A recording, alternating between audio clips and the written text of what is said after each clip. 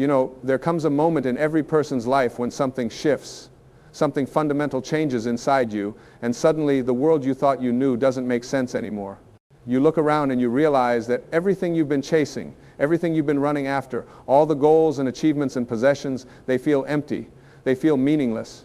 And in that moment, you might find yourself thinking something that sounds absolutely crazy to everyone around you. You might find yourself thinking, I don't want to exist anymore. Now, before you get worried, before you think this is about something dark or troubling, let me tell you what I'm really talking about. I'm talking about that sacred moment when the false self, the ego, the person you thought you were, begins to die. And when that happens, when that artificial construction starts to crumble, there's a part of you that wants to hold on so desperately to what you know, even though what you know has been causing you suffering. But there's another part of you, a wiser part, that knows something beautiful is happening. Something miraculous is taking place. The desire not to exist that comes after awakening isn't about wanting to end your physical life. It's about the end of living as a separate self, cut off from the source of all creation. It's about the death of the ego, that voice in your head that's been telling you who you are, what you should want, what you should fear, and how you should live. That ego has been running the show for so long that when it starts to fade, when it starts to dissolve, it can feel like you're disappearing. And in a way, you are. The you that you thought you were is disappearing, but what's being revealed is something far more magnificent. Think about it this way. You spend your entire life building this identity. You're told from the moment you can understand language that you are your name, you are your body, you are your thoughts, you are your achievements, you are your failures, you are your relationships, you are your nationality, you are your religion, you are your political beliefs. Layer after layer after layer, you pile on these identifications until you have this heavy, solid sense of self. And you walk around defending this self, protecting this self, trying to make this self look good in the eyes of others, trying to prove this self is worthy, is valuable, is important. But then something happens. Maybe it's a crisis. Maybe it's a loss. Maybe it's a moment of quiet reflection. Maybe it's years of spiritual practice. Maybe it's all of these things combined, and suddenly you see through it. You see that this self you've been so busy defending and promoting isn't really who you are at all. It's just a story. It's just a collection of thoughts and beliefs and memories that you've woven together into what you call me. And when you see this, really see this, not just intellectually but experientially, something profound happens. The ego begins to die. Now, the ego doesn't go quietly. It doesn't say, oh, you figured me out. Okay, I'll just step aside now. No, the ego fights back. It creates fear. It creates confusion. It creates that sensation of not wanting to exist. Because from the ego's perspective, if it's not in charge, if it's not the center of your universe, then there's nothing. There's oblivion. There's annihilation. The ego cannot conceive of life without itself at the center, so it interprets its own death as your death. But here's what the ego doesn't understand, what it can't understand. When the ego dies, you don't die. In fact, for the first time in your life, you truly begin to live. You begin to experience life without the constant filter of me and mine, without the endless commentary of, I like this, I don't like that, this is good for me, that's bad for me, I want more of this, I want less of that. You begin to experience life directly, immediately, fully, without the barrier of the separate self standing between you and reality. This is what all the great spiritual teachers throughout history have been pointing to. They've used different words, different metaphors, different frameworks, but they're all saying the same thing. You are not who you think you are. You are not your ego. You are not your thoughts. You are not your story. You are something far more vast, far more infinite, far more beautiful than the limited self you've been pretending to be. And when you start to wake up to this truth, when you start to have these glimpses of your true nature, there can be this intense desire to let go completely of the old way of being. There can be this yearning to dissolve entirely into that infinite awareness, to just stop playing the game of being a separate person. And this is what I'm calling the desire not to exist. It's not suicidal. It's not pathological. It's actually quite natural. It's the soul's longing to return home, to reunite with the source, to remember what it truly is. But here's the paradox, and this is crucial to understand. The very desire to not exist, the very wanting to escape from the ego, is itself an ego desire. It's the ego in disguise, pretending to be spiritual, pretending to be enlightened. Because true awakening isn't about escaping life. It's not about disappearing into some formless void. It's about showing up more fully, more completely, more authentically than you ever have before, but without the burden of the false self. You see, the ego wants everything to be dramatic. It wants awakening to be this big cosmic event where you transcend the world and float off into nirvana. But real awakening is much more ordinary than that. It's about being right here, right now, fully present, fully engaged, fully alive, but without the constant self-referential thinking that makes everything about me. It's about living from a place of pure awareness, pure presence, pure being, while still functioning in the world, still taking care of your responsibilities, still loving your family, still doing your work, but doing it all without the ego's agenda, without the ego's fear, without the ego's endless desire for more. So when you feel that desire not to exist, when you feel that pull toward dissolution, toward disappearing, pause for a moment and ask yourself, who wants to disappear? Who is it that doesn't want to exist? And you'll find that it's the ego itself. It's the very thing that needs to die that's trying to orchestrate its own death on its own terms. But the ego can't kill itself. The ego can't transcend itself. The only thing that can happen is that you, as awareness, as consciousness itself, stop identifying with the ego. You stop believing its story. You stop energizing its drama. And when that happens, when you truly let go of identification with the ego, you don't cease to exist. You don't disappear into nothingness. Instead, you realize that you've always been the nothingness out of which everything arises. You've always been the silence behind all sound. You've always been the stillness behind all movement. You've always been the awareness in which all experience occurs. You haven't gone anywhere. You've just stopped pretending to be something you're not. This is the great paradox of awakening. You have to die to live. The caterpillar has to dissolve in the cocoon to become the butterfly. The seed has to break open in the darkness of the soil to become the tree. And you, as the false self, as the ego, have to die to realize what you truly are. But this death isn't an ending. It's a beginning. It's a birth into your true nature. Now, I want to talk about what this process actually feels like. Because I think a lot of people who go through this get scared and think something is wrong with them. They think they're having a breakdown when they're actually having a breakthrough. So let me describe some of the signs, some of the symptoms, if you will, of ego death and awakening. First, there's often a loss of motivation for the things that used to drive you. The career ambitions, the social climbing, the accumulation of wealth and possessions, the need to impress others, all of this starts to feel hollow and meaningless. You look at your old goals and you think, why did I ever care about that? Why did I think that would make me happy? And this can be terrifying because our entire society is built on these kinds of goals and ambitions. Everyone around you is still chasing these things, and here you are suddenly not caring about them anymore. You can feel lost, adrift, purposeless. But what's really happening is that you're letting go of the ego's agenda. You're letting go of the false motivations that were never truly yours to begin with. They were just conditioning, just programming, just the collective dream that you bought into. And now that you're waking up from that dream, you need time to discover what your true purpose is, what your authentic expression is, what you're really here to do and be. Second, there's often a sense of detachment from your own life. You look at your relationships, your home, your job, your daily routines, and it all feels like you're watching a movie. You're there, you're going through the motions, but there's this sense that it's all happening to someone else. There's a distance, a gap between you and your life. And this can make you feel disconnected, isolated, alone. You might wonder if you're becoming cold, if you're losing your humanity, if you're turning into some kind of emotionless robot. But what's actually happening is that you're beginning to identify less with the character in the movie and more with the awareness that's watching the movie. You're beginning to realize that you are not the person that things happen to. You are the consciousness in which the person and their experiences appear. This is a huge shift in identity, and it takes time to adjust to it. Eventually, you learn to be fully engaged in your life while simultaneously being aware that you are not limited to your life. You can be in the world but not of the world, as the saying goes. Third, there's often a period of what I call the dark night of the soul. This is when everything you believed in, everything you relied on for security and identity falls away, but the new understanding hasn't fully dawned yet.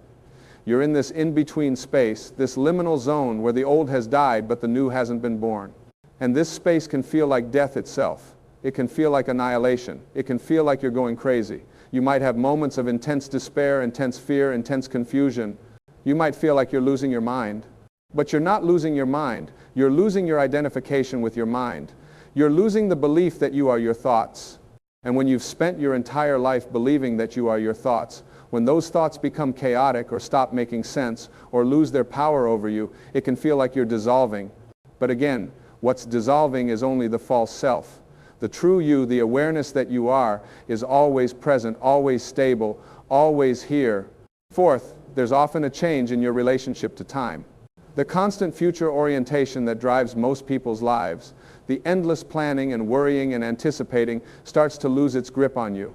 You find yourself spending more time in the present moment, more time in the now. And at first, this can feel strange, almost disorienting. You might feel like you're wasting time, like you should be doing something, achieving something, getting somewhere. The ego is very uncomfortable with just being. The ego always wants to be becoming, always wants to be moving towards some future goal. But as you settle into presence, as you become more comfortable with simply being here now, you realize that this is where life actually happens. Life never happens in the future. Life never happens in the past. Life only happens now. And when you're fully present, when you're fully here, you realize that this moment is enough. This moment is complete. This moment lacks nothing. There's nowhere to get to, nothing to achieve, nothing to become. You already are what you've been seeking. You've always been what you've been seeking.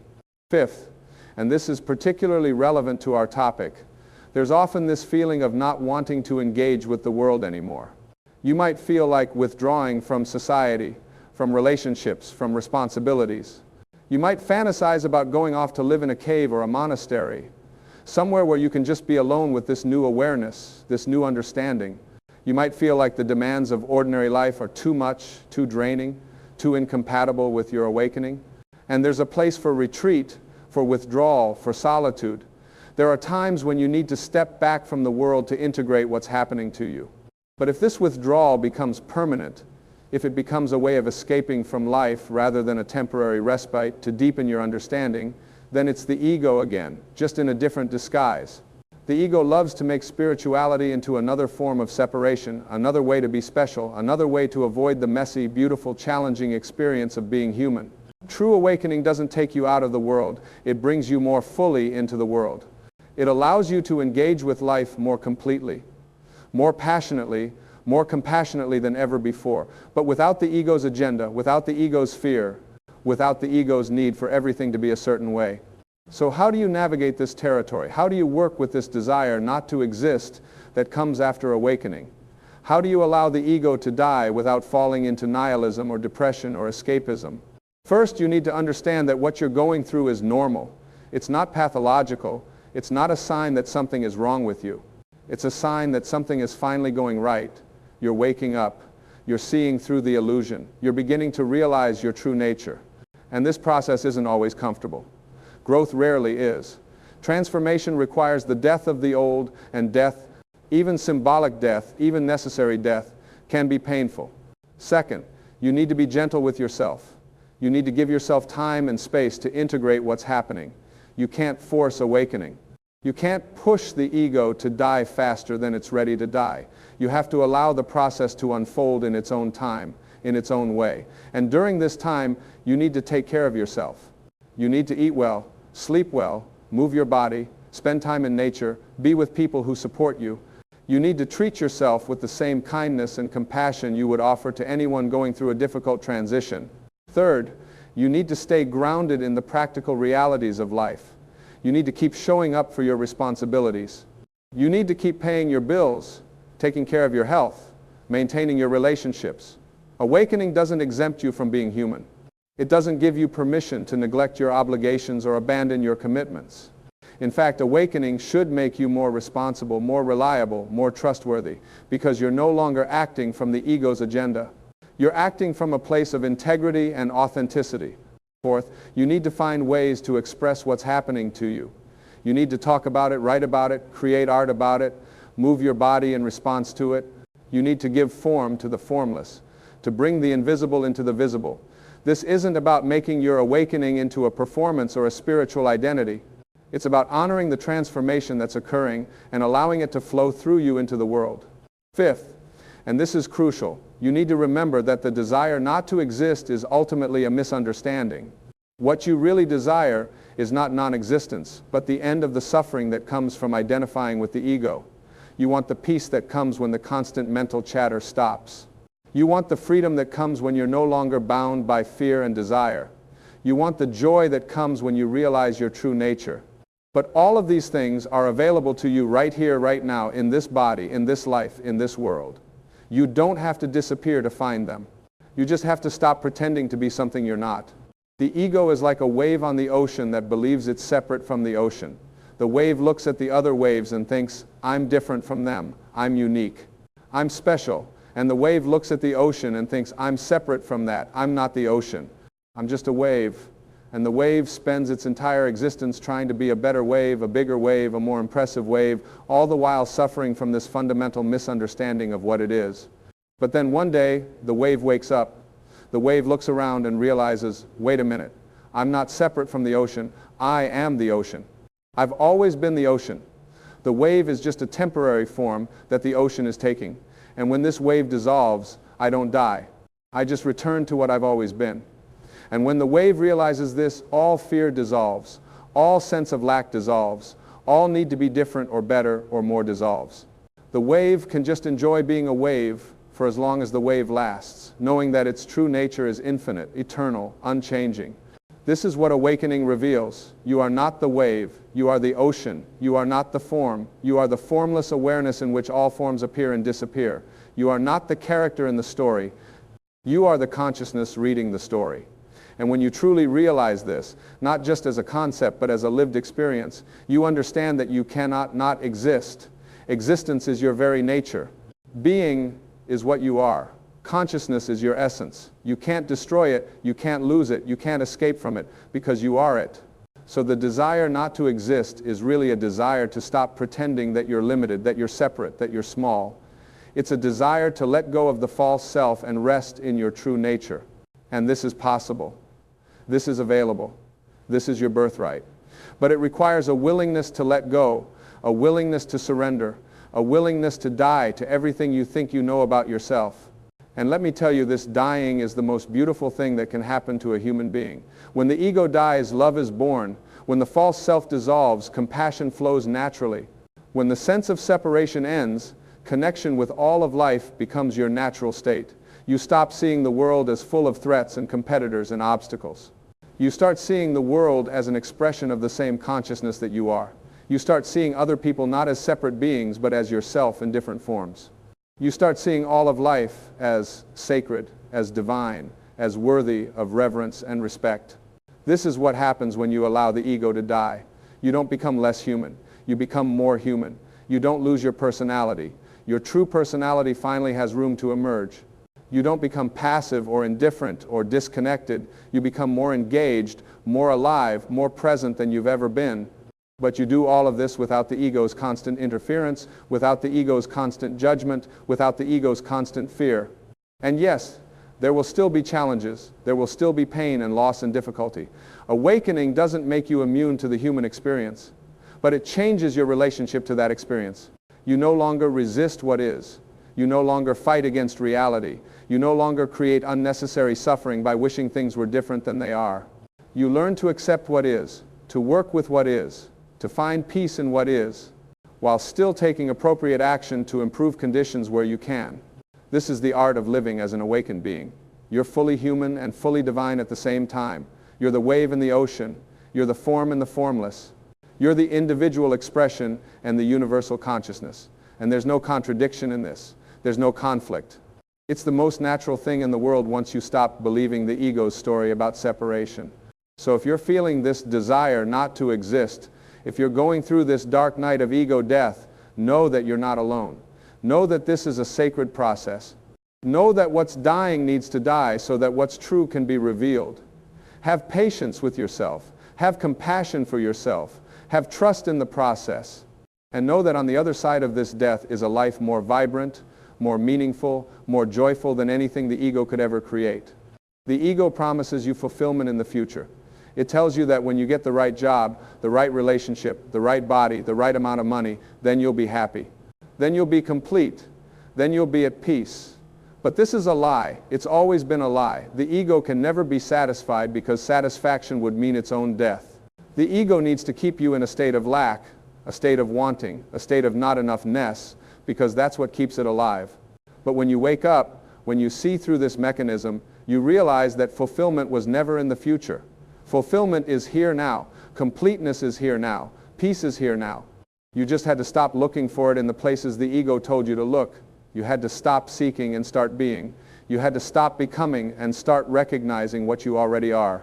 And this recognition is available to everyone. It doesn't matter what your life circumstances are. It doesn't matter what mistakes you've made. It doesn't matter what traumas you've experienced.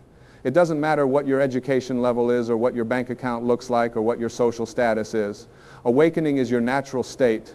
It's what you are underneath all the conditioning, all the programming, all the false beliefs. It's always here, always available, always waiting for you to stop and notice it. So stop. Right now, stop. Stop the endless mental activity. Stop the constant doing. Stop the perpetual seeking. Just be still. Just be quiet. Just be here. And notice what's here when everything else falls away. Notice the awareness that's reading these words. Notice the consciousness that's witnessing your experience. Notice the presence that's always here, never changing, never moving, never affected by anything that happens in your life. That's who you are. That's what you are. That's your true nature. And when you rest in this, when you abide as this, the desire not to exist transforms into something else entirely. It transforms into a willingness to be here, fully here, completely here, without reservation, without resistance, without the need for anything to be different. This is the gift of ego death. This is the blessing of awakening. This is what's waiting for you on the other side of the fear. The ego dies, but you don't. The false self dissolves, but your true self is revealed. The dream ends, but reality begins. And reality, it turns out, is far more beautiful, far more magnificent, far more alive than any dream could ever be. So let the ego die. Let it go. Stop defending it. Stop protecting it. Stop trying to improve it or fix it or make it better. Just let it go. Surrender to what is. Surrender to the present moment. Surrender to your true nature. And watch as life transforms from a burden into a blessing, from a problem into a miracle, from something to escape into something to celebrate. You don't need to not exist. You need to stop existing as a lie and start existing as the truth. You need to stop being who you think you are and start being who you truly are. And who you truly are is infinite, eternal, unchanging awareness, temporarily taking the form of a human being, here to experience life, to express love, to create beauty, to serve the evolution of consciousness itself. This is your calling. This is your purpose. This is why you're here, not to accumulate possessions or achievements or accolades, not to impress anyone or prove anything or compete with anyone, but simply to be yourself, your true self, your authentic self, and to allow that self to shine into the world without fear, without hesitation, without apology. When you do this, when you live from this place, everything changes. Your relationships become real. Your work becomes meaningful. Your days become sacred. Every moment becomes an opportunity to choose love over fear, to choose presence over distraction, to choose truth over illusion. And this is the life that's available to you right now, not someday in the future, not after you achieve some special state or reach some spiritual milestone, but right now, in this moment, exactly as you are. The only thing standing between you and this life is the ego, that false sense of self that insists on being special, being separate, being in control. And the ego doesn't have to be fought or conquered or destroyed through effort. It simply has to be seen through, recognized for what it is.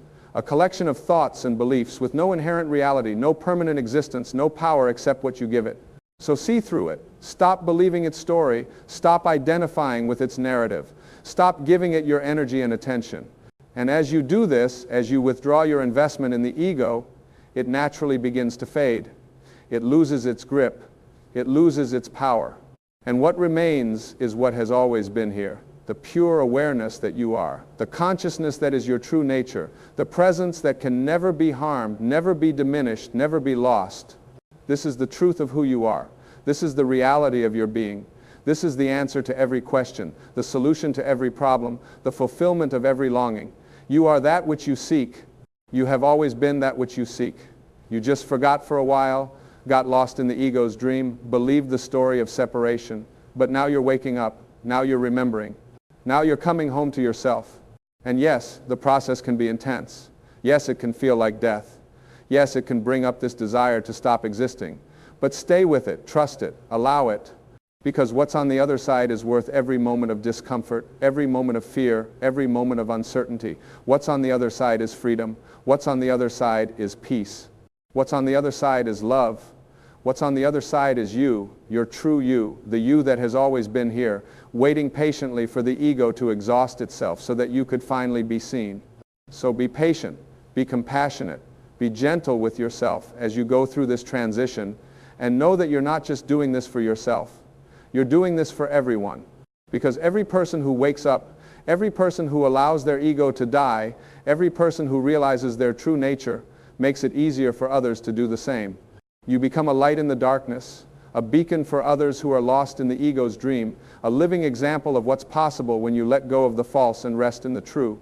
This is the greatest service you can offer to the world. Not your accomplishments, not your achievements, not your contributions in the conventional sense, but simply your presence, your awakened presence, your conscious presence. When you're awake, when you're present, when you're embodying your true nature, you affect everyone around you without even trying. You raise the vibration. You uplift the consciousness. You remind others of what they truly are just by being what you truly are. So don't resist this process. Don't fight against the death of the ego. Welcome it. Invite it. Cooperate with it. Because it's not really death at all. It's birth. It's the birth of your true self. It's the birth of authentic life. It's the birth of real existence as opposed to the pseudo-existence of the ego. And this birth, like all births, requires that something old must pass away to make room for the new. Let it pass. Let the ego go. Let the false self dissolve. And trust that what emerges will be more true, more real, more alive than anything that came before. Trust that you are being guided, that you are being held, that you are being loved by something far greater than the ego, far greater than the individual self, far greater than anything the mind can conceive. This is the intelligence that beats your heart, that grows your hair, that digests your food, that heals your wounds. This is the consciousness that creates galaxies and atoms, that manifests as both the infinite and the infinitesimal, that appears as everything while remaining as nothing. And this is what you are. This is your true identity. This is your real nature. So rest in this. Abide as this. Live from this. And watch as the desire not to exist transforms into the joy of existing as you truly are. No longer burdened by the ego's constant demands, no longer limited by the ego's narrow perspective, no longer suffering from the ego's fundamental misunderstanding of what you are. You are not here to not exist. You are here to exist fully, completely, totally, as the magnificent expression of consciousness that you are. And when you do this, when you allow yourself to be yourself without apology or reservation, you fulfill your purpose. You complete your mission. You become who you came here to be. And that, my friend, is the greatest gift you can give to yourself and to the world. Not your absence, but your presence. Not your escape, but your engagement. Not your death, but your life, your real life, your true life. The life that's been waiting for you all along, just on the other side of the ego's last desperate attempt to survive by convincing you that you don't want to exist. See through it. It's just the ego's final trick. And when you do see through it, you'll laugh at the absurdity of it all. You'll wonder how you ever believed that you could not exist when existence is your very nature. You'll marvel at how you ever thought you were separate when unity is all there is. You'll be amazed at how you ever felt alone when you are the one consciousness appearing as everything and everyone. This is the truth. This is the reality. This is what awakening reveals. And it's here for you now, not later, not someday, but now. All you have to do is stop running, stop seeking, stop trying to be anything other than what you already are. Just be still. Just be quiet. Just be here. And notice what was here all along, what has always been here, what will always be here, the eternal presence that you are, that I am, that we all are, playing this beautiful game of life, wearing these temporary costumes we call bodies and personalities, but never for a moment ceasing to be what we truly are. Infinite consciousness, eternal awareness, boundless love. This is your inheritance. This is your destiny. This is your truth. Claim it, own it, be it, and let the ego die in peace, knowing that it served its purpose, that it helped you navigate the world of form, but that now it's time to remember what you are beyond all form, beyond all identity, beyond all separation. You are home. You have always been home. You just forgot for a while, but now you remember, and that changes everything.